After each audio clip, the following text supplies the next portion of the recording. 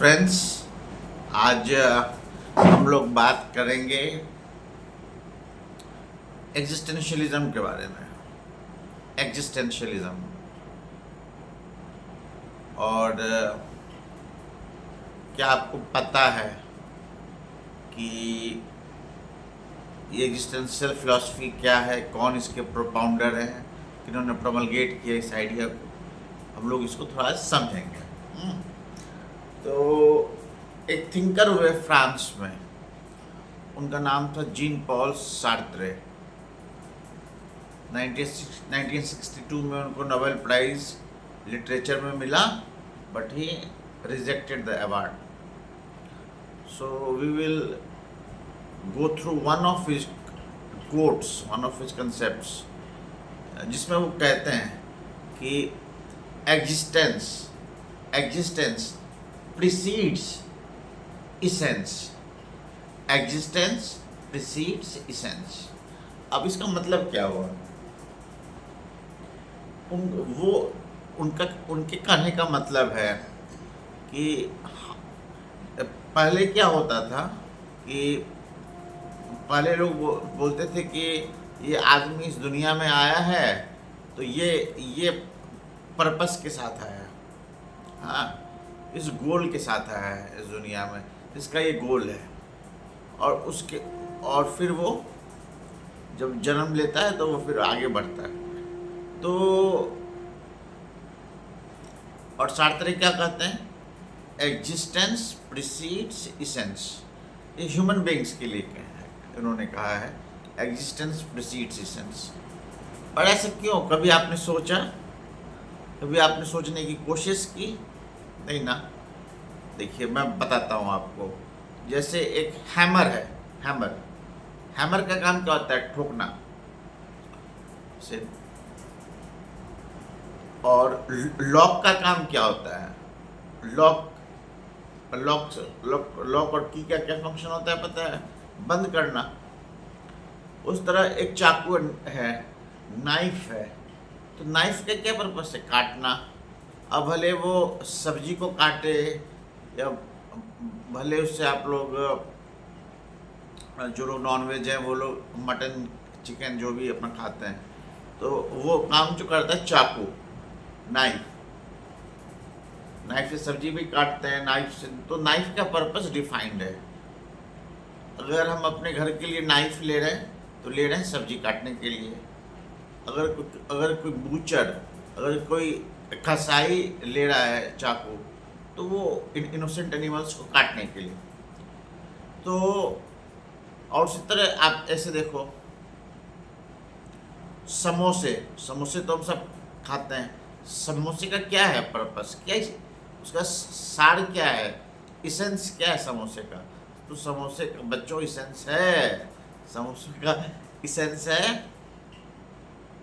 कि वो टेस्टी होता है, उसका फ्लेवर है। तो समोसे का एक पर्पस है कि उसका वो टेस्ट है। तो समोसा का एक फिक्स्ड इसेंस है। उस तरह नाइफ का एक पर्पस है, जो मैंने बताया आपको, उसका एक इसेंस है। लॉक एंड की का भी एक इसेंस है, हैमर का भी इसेंस है। और भी चीज़ें हैं, जैसे चेयर है, चेयर का इसेंस है। एक टेबल है, उसका एक इसेंस, एक पर्पस है। पर ह्यूमंस के केस में सार्त्रे कहते हैं कि ह्यूमंस के केस में एग्जिस्टेंस पहले आता है और इसेंस बाद में आता है। इसका मतलब क्या? कि हम लोग पहले इस संसार में आते हैं, पहले से हम लोग इस संसार में आते हैं, और उसके बाद हम लोग अपना इसेंस डिफाइन करते हैं, यानी हम लोग अपना पर्पस डिफाइन करते हैं। पहले हम लोग आते हैं, वर्ल्ड को एक्सप्लोर करते हैं, वर्ल्ड को समझते हैं, और अपना एक वर्ल्ड व्यू क्रिएट करते हैं, अपना एक थॉट प्रोसेस क्रिएट करते हैं, और उसके बाद ही हम लोग अपना इसेंस यानी पर्पस डिफाइन करते हैं। तो इसी को कहते हैं एग्जिस्टेंस प्रीसीड्स इसेंस। और देखिए होता क्या है, हमारे सोसाइटी में सुसाइड होता है बहुत ज़्यादा। और इवन स्टूडेंट्स जो हायर जो आईआईटीज़ में हैं, एम्स में हैं, आईआईटीज़ में हैं, और भी जो अच्छे इंस्टीट्यूट्स हैं वहाँ, तो सुसाइड क्यों होता है? ये इन जनरल लोग कॉम्पिटिटिव एग्ज़ाम्स के प्रिपरेशन करते हैं, नहीं होता है। सिविल सर्विस में मान लीजिए नहीं होता है, किसी को मान लीजिए आईआईटी में एंट्रेंस में नहीं हुआ, किसी को आईआईटी एंट्रेंस में हुआ तो वो जब रिसर्च में गया तो सुसाइड कर लिया। ऐसा क्यों हो रहा है? कभी आपने सोचा इस पर? इसलिए हो रहा है क्योंकि उन लोगों का जो लाइफ रहा है उसमें इसेंस प्रीसीड्स एग्जिस्टेंस, यानी पर्पस वो उन लोगों का पहले से डिफाइंड है कि भाई सोसाइटी ने कहा, जो फैमिली मेम्बर्स है उन्होंने कहा नहीं तुमको तो आईएएस बनना है तो बनना है। हाँ, और किसी के घर में डॉक्टर्स हैं तो डॉक्टर्स की फैमिली में उन्होंने कह दिया बनना है तो डॉक्टर बनना है और कुछ नहीं। किसी के फैमिली में आपको इंजीनियर्स हैं तो बनना है बच्चों को, तो इंजीनियर बनना है और कुछ नहीं बनना, इंजीनियर बनना है। समझ रहे हैं ना? तो इसको तो इस केस में क्या हुआ, इसेंस आ गया पहले, एग्जिस्टेंस बाद में। यानी एक पर्पस हम लोगों ने पहले ही दे दिया अपने यंगर जनरेशन को कि तुमको ये करना है, भले तुमको बस ये करना है, ये नहीं करना है। डूज एंड डोंट्स हम लोगों ने डिसाइड कर दिया, और यही सोसाइटी का क्राइम है। ये बहुत मैसिव और ये बहुत बड़ा क्राइम है, क्योंकि क्योंकि कोई आदमी अपने मिस्टेक से ही सीखता है। अगर कोई आदमी सेंट है तो वो कभी न कभी सिनर रहा होगा। एक से एक जितने भी बड़े सन्यासी हुए हैं वो उतने ही महान पापी रहे होंगे पहले। तो इसको बोलते हैं, तो क्यों? तो फिर उन्होंने सीखा, अपने मिस्टेक से सीखा।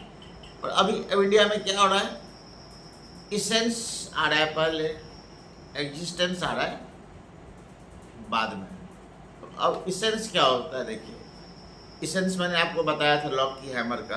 अब किसी इंडिविजुअल को एक फिक्स्ड गोल दे दिया, तुमको ये करना है, और इंडिविजुअल उसमें सक्सीड नहीं कर पा रहा है। और जब इंडिविजुअल सक्सीड नहीं कर पा रहा है तो ही होता है सुसाइड, तो ही होता है ट्रेजेडी, सेल्फ डिस्ट्रक्शन। तो आप समझ रहे होंगे मैं आपको क्या बताना चाह रहा हूँ। ह्यूमंस के केस में एग्जिस्टेंस प्रीसीड्स इसेंस। ये जीन पॉल सार्त्रे का कोट है कि एग्जिस्टेंस प्रीसीड्स इसेंस। हमारा होना इस संसार में वो पहले है और बाद में हमारा पर्पस डिफाइन करता है। हम लोग करते हैं through exploring the world, through exploring the opportunities.